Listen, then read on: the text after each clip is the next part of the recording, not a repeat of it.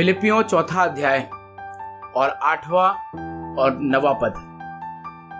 पौलुस के ये खत वाकई में हम में से प्रत्येक के लिए और खासतौर से मुझे व्यक्तिगत रीति से बहुत आशीष देते हैं। यहाँ पौलुस का ये खत जो उसने फिलिपी की कलीसिया का नाम लिखा, चौथे अध्याय के 8वें और 9वें पद में कुछ इस प्रकार से बताया लिखा है, अतः हे भाइयों, जो बातें सत्य हैं, जो बातें आदरणीय हैं, जो बातें न्याय संगत है, जो बातें पवित्र हैं, जो बातें मनोहर हैं, जो बातें मन भावनी हैं, अर्थात जो उत्तम तथा प्रशंसनीय गुण हैं, उन्हीं का ध्यान किया करो।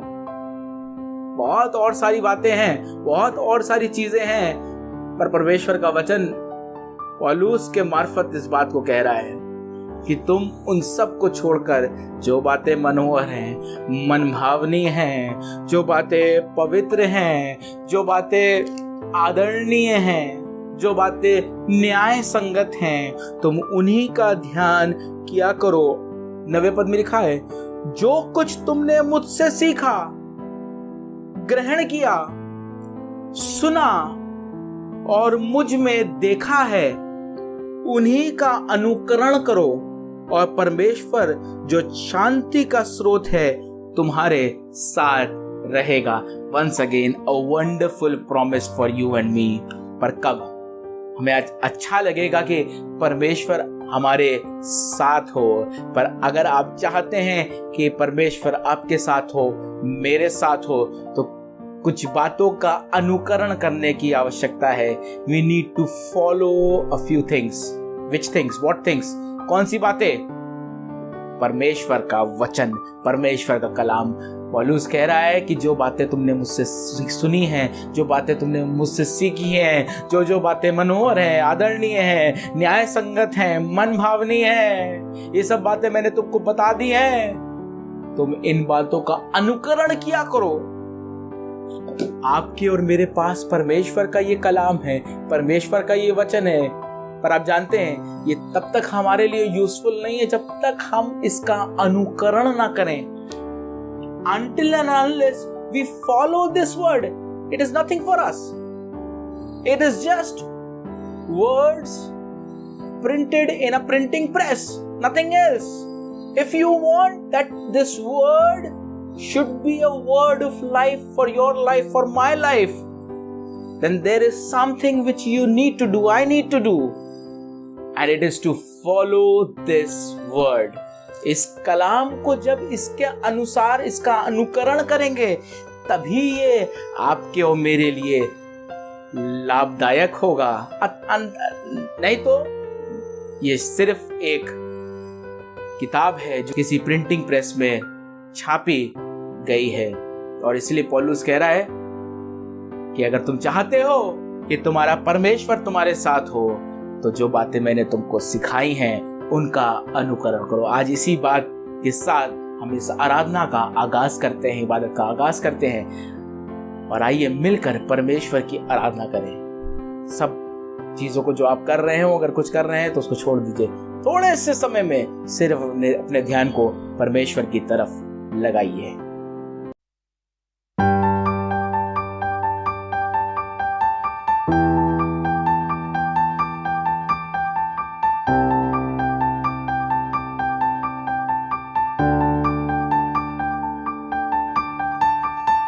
कोई नहीं तेरे जैसा प्रभु,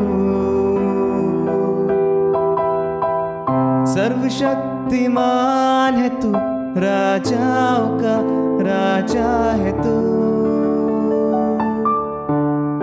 कोई नहीं तेरे जैसा प्रभु, सर्वशक्तिमान है तू, राजाओं का राजा है तू। कोई नहीं तेरे जैसा प्रभु, सर्वशक्तिमान है तू, राजाओं का राजा है तू। तेरे जैसा प्रभु। सर्वशक्तिमान है तू, राजाओं का राजा है तू। कोई नहीं तेरे जैसा प्रभु।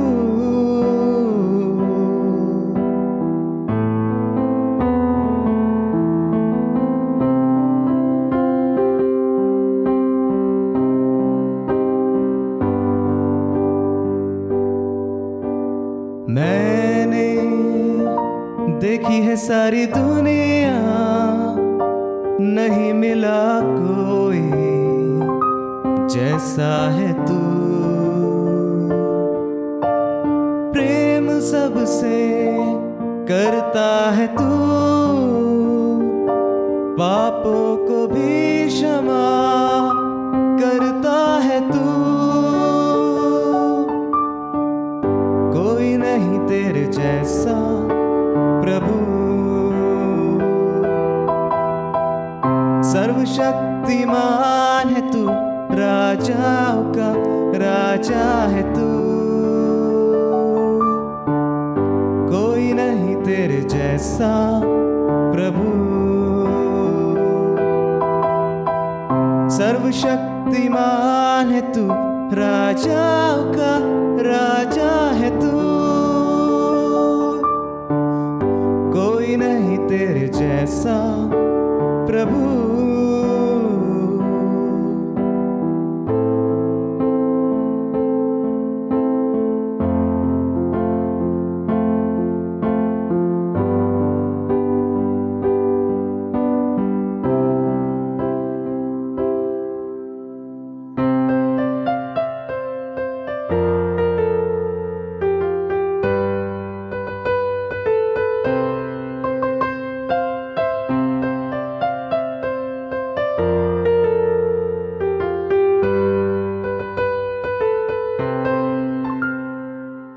आत्मा से वो मुझको देखो भरता है, देखो भरता है।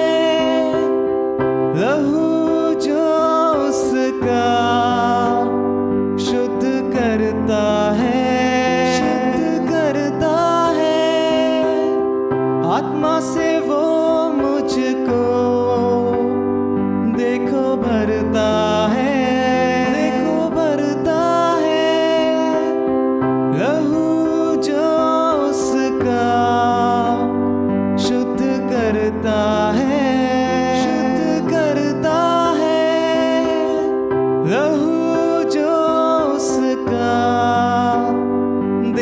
बहता है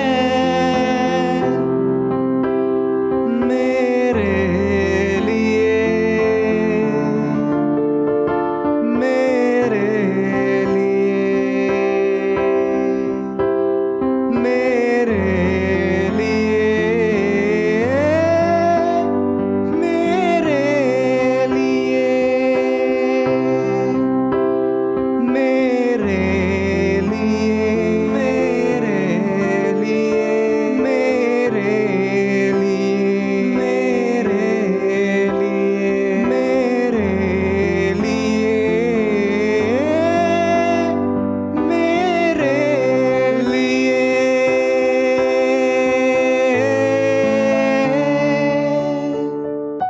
यीशु को मैं सब कुछ देता, सब कुछ करता हूँ कुर्बान। जीऊंगा मैं रोज मसीह में, उस पर रखूंगा ईमान। यीशु को मैं सब कुछ देता, सब कुछ करता हूँ कुर्बान। जीऊंगा मैं रोज मसीह में, उस पर रखूंगा ईमान।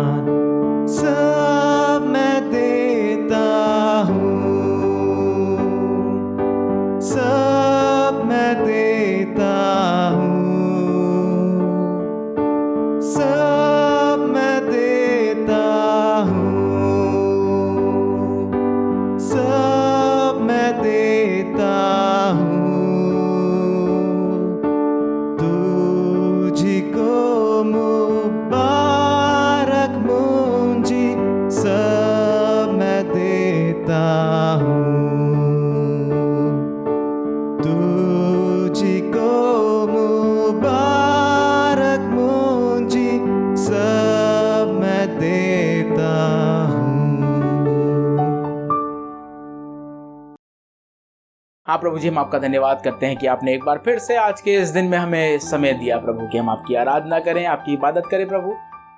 हम योग्य तो नहीं है प्रभु, बार बार इसी बात को कहते हैं कि अब अपने आप को शून्य कर देते हैं प्रभु, और यही चाहते हैं प्रभु जब हम आपकी आराधना करें प्रभु तो हम आपकी महिमा करने वाले हों, क्योंकि आप ही सर्वोच्च परमेश्वर हैं और आपके तुल्य कोई भी नहीं। आमीन। Praise the Lord. Once again, I would like to welcome you all in the online church service of Assembly of Believers Church, Civil Lines, Kanpur. Assembly of Believers Church, Civil Lines, Kanpur की इस online church service में मैं आपका खैर मकदम करता हूँ और दुआ करता हूँ, प्रार्थना करता हूँ, ऐसी आशा रखता हूँ कि आप प्रभु में होकर आशीषित हैं, सलामत हैं, और आज के इस दिन में परमेश्वर ने आपके हृदय में वो आनंद रखा है जो सिर्फ और सिर्फ परमेश्वर की उपस्थिति में है। आइए मिलकर परमेश्वर के कलाम को पढ़ें, परमेश्वर के कलाम को सुने। इस कलाम को आज मैं पढ़ूंगा और आप मेरे पीछे इस कलाम को जब आप स्क्रीन पे देखते हैं तो दोहरा सकते हैं। और दोहराने के लिए सिर्फ हम इसलिए कहते हैं क्योंकि परमेश्वर का वचन सामर्थी है। When we take these words out of our mouth, हम उस सामर्थ को रिलीज कर रहे हैं, और इससे बेहतर और इससे अच्छा कुछ भी नहीं हो सकता। इसलिए आप इस कलाम को पढ़ सकते हैं, सुन सकते हैं और दोहरा भी सकते हैं wherever you are। आइए मिलकर इस वचन को पढ़ें। भजन संहिता 102 और उसके 12वें पद से मैं पढ़ूंगा।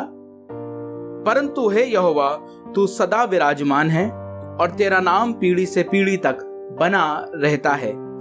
तू उठकर सिय्योन पर करुणा करेगा, क्योंकि उस पर अनुग्रह करने का समय यही है। हाँ, ठहराया हुआ समय आ पहुंचा है।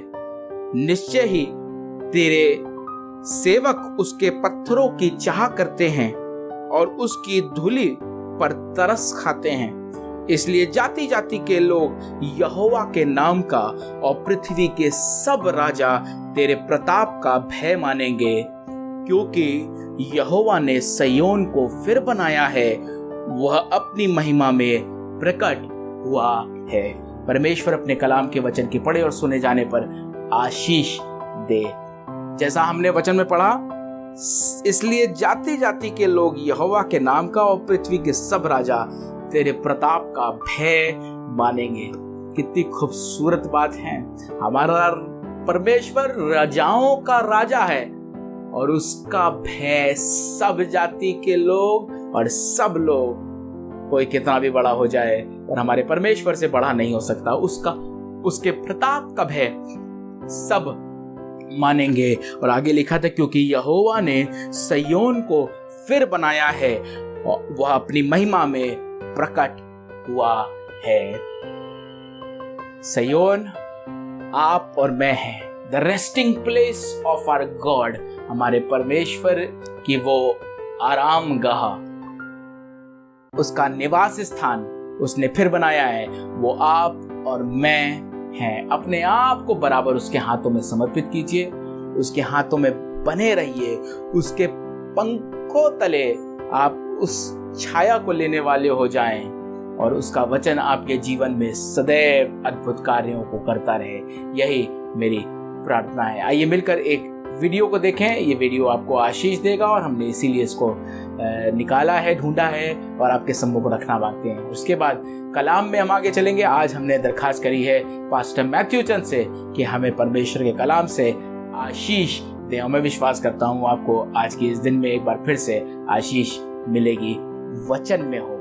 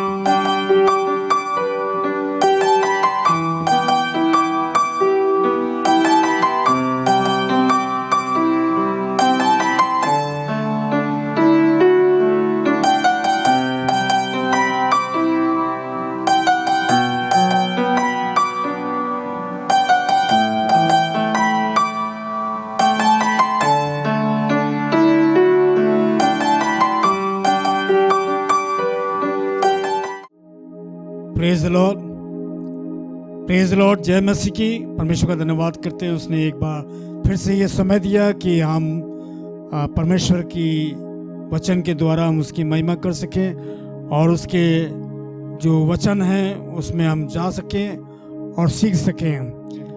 हम परमेश्वर के वचन की तरफ चलेंगे जो परमेश्वर ने हमें हमारे लिए और आपके लिए रखा है। वो मिलेगा व्यवस्था विवरण की पुस्तक, उसका 4वां अध्याय और उसके 9वें पद को हम देखेंगे। यहाँ पर किस प्रकार से लिखा हुआ है। हाँ जी, यह अत्यंत आवश्यक है ये आवश्यक है कि तुम अपने विषय में सचेत रहो। कि तुम अपने विषय में सचेत रहो। क्या आवश्यक है? अत्यंत आवश्यक है कि सचेत रहना और अपने मन की बड़ी चौकसी करो। सबसे बड़ी बात यह लिखा हुआ है कि अपने मन की चौकसी करो। मेन चीज ये है कि आज हमारा जो टॉपिक है वो चौकसी के ऊपर है कि हम अपने मन की, अपने हृदय की चौकसी करें। कभी कभी ऐसा हो जाता है कि हम भटक जाते हैं और अपने तमाम बातों में होकर के मन की चौकसी जो है छोड़ देते हैं। तो इसलिए सबसे बड़ी बात है कि हम अपने हृदय की चौकसी करें। और फिर आगे क्या लिखा है? कहीं ऐसा ना हो, लिखा हुआ है कहीं ऐसा ना हो कि जो बातें तुमने अपनी आंखों से देखी, कि जो बातें तुमने अपनी आंखों से देखी उनको भूल जाओ। जो बातें तुमने देखी हैं आंखों से उसको भूल जाओ। भूलना नहीं है, हमको अपने हृदय में रखना है, क्योंकि परमेश्वर के वचन में ये भी लिखा है कि हमारे हाथ से ये एक बार वचन जो है अगर चला जाएगा तो हमको इसको वचन को मन में बसा के रखना है। और ये वचन जो हमारा जो परमेश्वर ने हमको दिया है अगर मन में बसा रहेगा तो हमें किसी बात की घटी नहीं होगी। फिर उसी व्यवस्था विवरण की 28 अध्याय के पहले पद में भी लिखा हुआ है। क्या लिखा है? यदि तू अपने परमेश्वर यहोवा की सब आज्ञाएं जो मैं आज तुझे सुनाता हूँ चौकसी पूरे करने को चित लगाकर उसकी सुने। चौकसी करने में उसकी क्या करे? चित लगा के उसकी सुने तो वो तुझे पृथ्वी की सब जातियों में श्रेष्ठ करेगा। तो वो सब पृथ्वी में आपको क्या करेगा? श्रेष्ठ करेगा। सारी जातियों में क्या करेगा? श्रेष्ठ करेगा।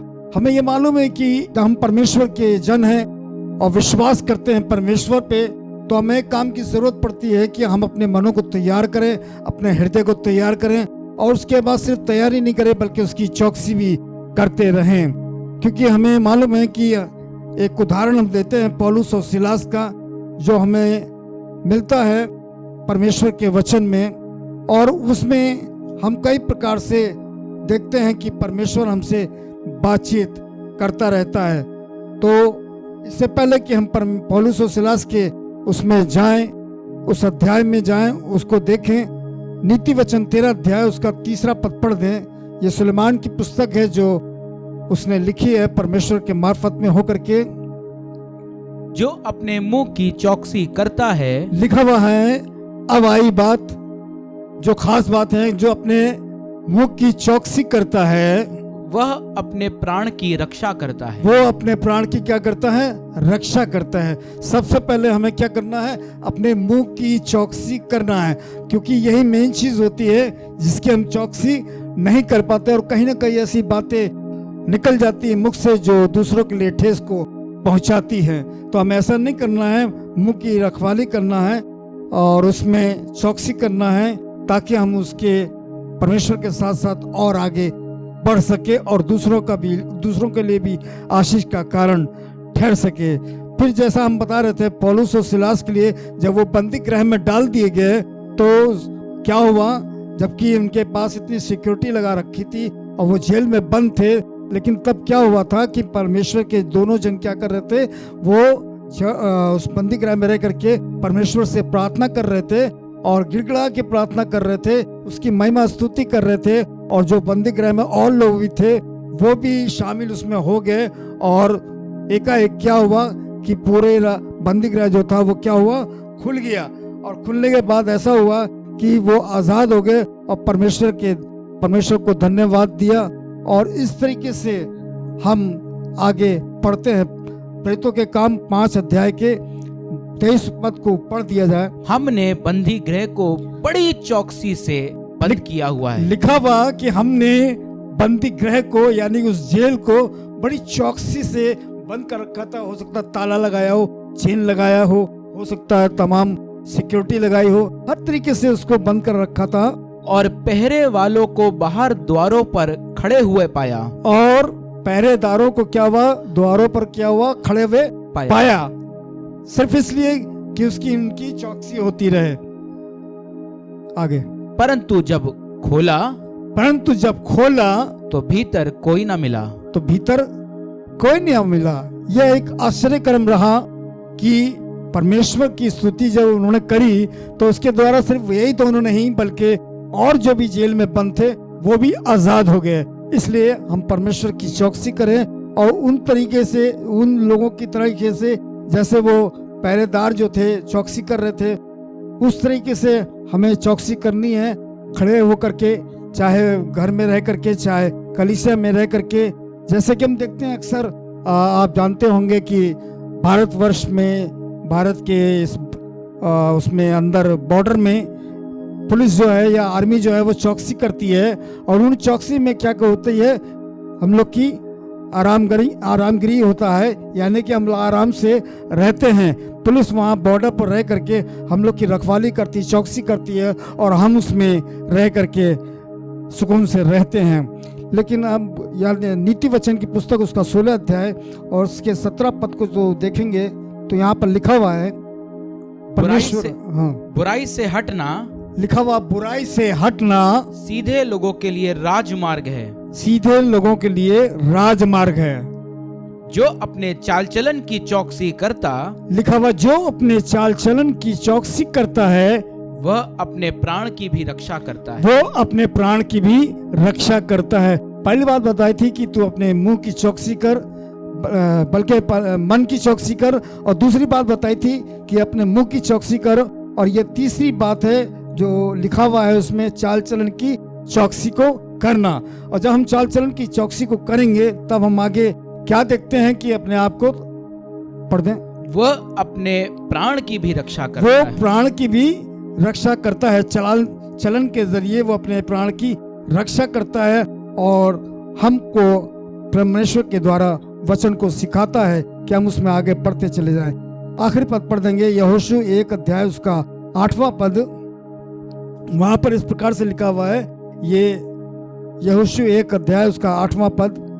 व्यवस्था की यह पुस्तक, लिखा हुआ है व्यवस्था की ये पुस्तक तेरे चित्त से कभी ना उतरने पाए। यहोशू को ये कहा गया कि व्यवस्था की ये पुस्तक जो है तेरे चित्त से कभी ना हटने पाए। क्योंकि ऐसा भी हो जाता है कभी कभी हमारे जो व्यवस्था है या जो हमारा मन है जिसकी हम चौकसी कर रहे हैं वो ध्यान भटक जाता है और हम संसारिक बातों में आ जाते हैं। लिखा हुआ व्यवस्था की यह पुस्तक, व्यवस्था की ये पुस्तक तेरे चित्त से कभी ना उतरने पाए। तेरे चित्त से कभी ना उतरने पाए। इसी में दिन रात ध्यान दिए रहना। इसी में दिन रात ध्यान दिए रहना। इसलिए कि जो कुछ उसमें लिखा है, इसलिए कि जो कुछ उसमें लिखा है उसके अनुसार करने की तू चौकसी करे। यानी कि जो कुछ भी उसमें लिखा हुआ है या जो कुछ भी व्यवस्था में बताया है या जो कुछ भी आज्ञा दी है तो उसकी क्या करना?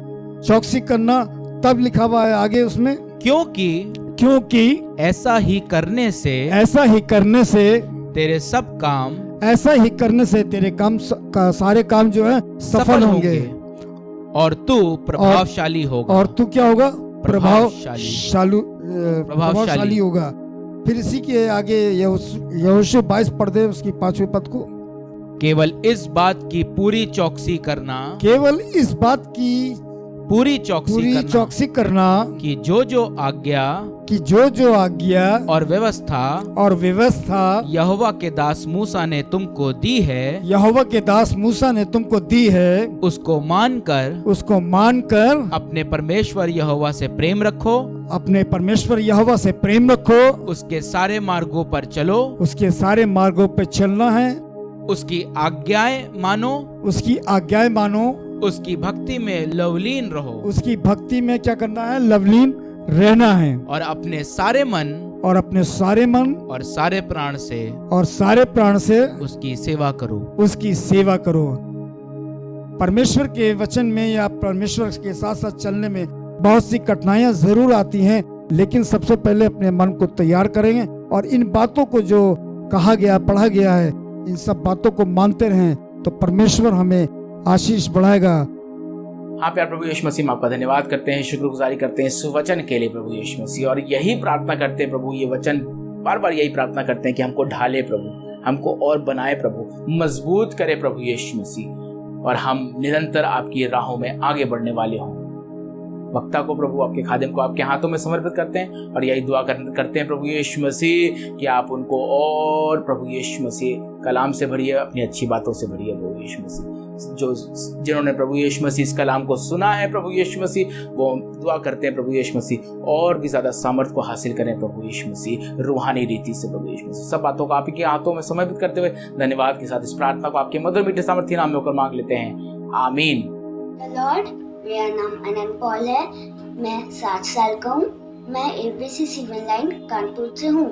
आज मैं आप लोगों को हमारे बाप की दुआ सुनाने जा रहा हूँ। अपने हाथों को जोड़िए और अपने आँखों को बंद करिए। हमारे बाप, तू जो आसमान पे है, तेरा नाम पाव मना जाए, तेरी बात आता है, तेरी मर्जी आसमान पे पूरी होती है वैसे जमीन पे पूरी हो। हमें रोटी होता है हमें बख्श दे, जैसे हम दूसरे कचरों को माफ करते हैं वैसे तू भी हमें कचरों को माफ कर।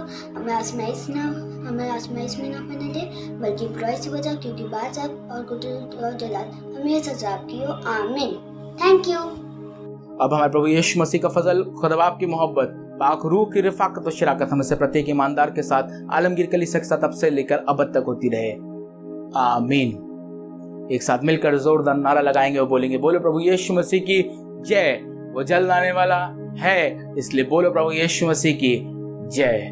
Praise Lord. परमेश्वर आपके साथ बना रहे, परमेश्वर का हाथ आपके ऊपर बना रहे, परमेश्वर में आप सुरक्षित रहें, महफूज रहें। और आपको याद दिलाना मांगते हैं, इस वीडियो को जब आपके पास आता है और लिंक आपके पास आता है, इसको ज़रूर से शेयर कीजिए, हमारे चैनल को सब्सक्राइब कीजिए, और साथ ही साथ अगर आप फेसबुक पे देख रहे हैं तो फेसबुक पे भी इसको शेयर कीजिए, पेज को फॉलो कीजिए। थर्सडे प्रेयर मीटिंग को याद रखिए, थर्सडे प्रेयर मीटिंग में आप हमारे साथ जुड़ सकते हैं जूम ऐप के माध्यम से शाम को 6:30 बजे। अगर आप नहीं जुड़ पाते हैं, आपके पास कोई प्रार्थना निवेदन है, उसको आप हम तक पहुंचा सकते हैं। एक बार फिर से अगले संडे आपसे मुलाकात होगी इसी प्रकार से, और उसके कुछ दिनों बाद हम विश्वास करते हैं कि जैसे जैसे हमें बातें पता चलेंगी गवर्नमेंट की तरफ से, हम चर्च में मौजूद होकर परमेश्वर की आराधना करने वाले हो जाएंगे। और हमारे लिए एक बार फिर से बहुत खूबसूरत समय होगा कि जब एक बहुत लंबे गैप के बाद हम परमेश्वर के भवन में मौजूद होकर परमेश्वर की आराधना करेंगे। Praise the Lord.